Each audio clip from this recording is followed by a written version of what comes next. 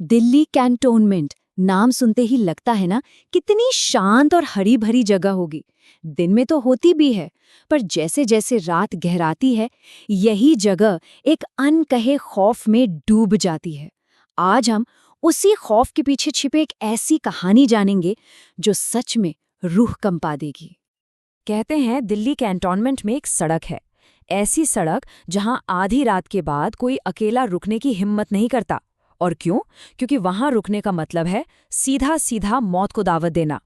सफेद साड़ी में एक औरत और हवा में तैरती नींबू की तेज गंध, बस यही दो निशानियां हैं उस अनदेखी ताकत की जो उस सड़क पर मौत बनकर घूमती है। तो अब चलते हैं उस एक रात में, अरविंद के साथ। एक आम इंसान जो अपनी धुन में घर लौट रहा था। उसे क्या पता था कि अनजाने में वो उस सड़क पर आकर अपनी जिंदगी की सबसे बड़ी और शायद आखिरी भूल करने वाला है। सोचिए जरा, एकदम सुनसान सड़क, एक अकेली स्ट्रीट लाइट जो टिमटिमा रही है, और ठीक उसके नीचे सड़क के बीचों बीच सफेद कपड़ों में कोई खड़ा है। अरविंद ने जब ये देखा तो उसे जरा भी अंदाजा नहीं था कि ये मंजर उसकी जिंदगी को हमेशा के लिए बदलने वाला है। एक नेक इरादे से अरविंद ने अपनी बाइक रोकी और पूछा, मैडम, इतनी रात को यहाँ अकेली क्या कर रही हैं? बस यही वो सवाल था, एक ऐसा सवाल जो असल में उसकी मौत का फरमान था, और वो इस बात से पूरी तरह अनजान था। और जैसे ही उस औरत ने अपना चेहरा ऊपर उठाया, अरविंद की तो मानो सांसें रुक गई। उसकी आंखें आंखें थी ही नहीं, बस दो काले गड्ढे थे, और होंठ होंठ ऐसे लग रहे थे जैसे किसी ने उन्हें सिल दिया हो। ये किसी इंसान का चेहरा नहीं हो सकता था, ये तो शैतान का चेहरा था। वो खौफनाक चेहरा देखते ही अरविंद के हाथ पैर भूल गए, दिमाग सुन्न पड़ गया। अब बस एक ही चीज थी, भागो। और यहीं से शुरू हुई मौत और जिंदगी के बीच की वो दौड़, एक ऐसी दौड़ जिसका शायद कोई अंत ही नहीं था।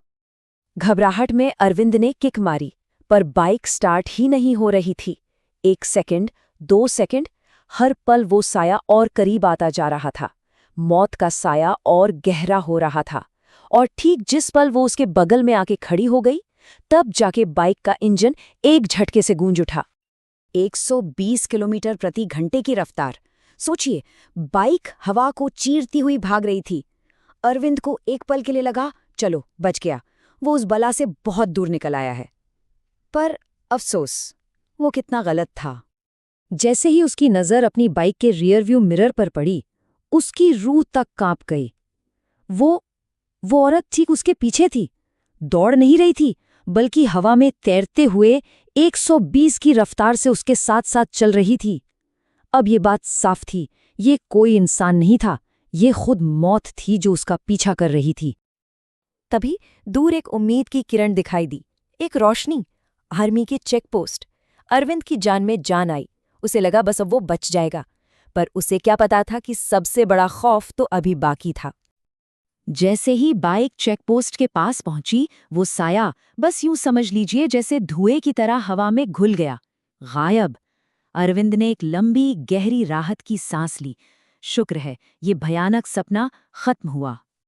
वो अभी संभल ही रहा था कि तभी एक गार्ड की आवाज आई जिसने उसे अंदर तक हिला दिया। गार्ड ने पूछा, क्या फिर से देखी? वो कौन था तुम्हारे पीछे? मतलब ये अरविंद का कोई वहम नहीं था, ये सब हकीकत था। तब गार्ड ने उस सड़क का वो नियम बताया जो सबको पता होना चाहिए। नियम नंबर 1, वो सिर्फ अकेले मुसाफिरों को दिखती है। नियम नंबर 2, अगर उसे देखकर भी अनदेखा कर दो तो बच जाओगे। और नियम नंबर 3, अगर गलती से भी उससे बात कर ली तो फिर कभी घर नहीं लौट पाओगे।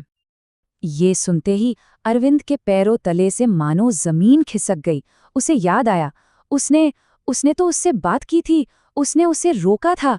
इसका मतलब तो ये हुआ कि वो अब कभी घर नहीं पहुंच पाएगा। खैर, किसी तरह कांपते घबराते अरविंद अपने घर पहुंच गया। उसे लगा शायद वो बच गया है, शायद वो नियम गलत था। पर वो ये नहीं जानता था कि उसका सबसे बड़ा डर अब सड़क पर नहीं, बल्कि उसके घर के अंदर उसका इंतजार कर रहा था। उसने जैसे ही दरवाजा खोला, एक झोंका आया और पूरे घर में नींबू की वही जानी पहचानी तेज गंध फैल गई। घर की बत्तियां पागलों की तरह टिमटिमाने लगीं। कोई शक नहीं था, वो उसके घर आ चुकी थी। तभी उसके फोन पर एक नोटिफिकेशन आया, दिल दहला देने वाला नोटिफिकेशन। लिखा था, एक अनजान नंबर ने आपकी लोकेशन ट्रैक की है। मतलब वो सिर्फ उसके घर में नहीं थी, वो उसे हर पल हर सेकंड देख रही थी। और फिर बिल्कुल कानों के पास से एक बर्फीली सर्द फुसफुसाहट गूंजी, तुमने मुझसे बात क्यों की? अरविंद की हिम्मत जवाब दे चुकी थी, पर वो कांपते हुए पीछे मुड़ा, और वो ठीक वहीं खड़ी थी। पर इस बार एक फर्क था, उसके सिले हुए होंठ अब खुले हुए थे और एक ऐसी चौड़ी भयानक मुस्कान में बदल चुके थे जिसे देखकर किसी की भी रूह फना हो जाए। तो अब सवाल ये उठता है कि अगर कभी कोई दिल्ली कैंटोनमेंट की उस अंधेरी सड़क पर हो और कोई मदद के लिए पुकारे, तो क्या उसे रुकना चाहिए या अपनी जान बचाकर आगे बढ़ जाना चाहिए? इसका फैसला शायद उसी को करना होगा।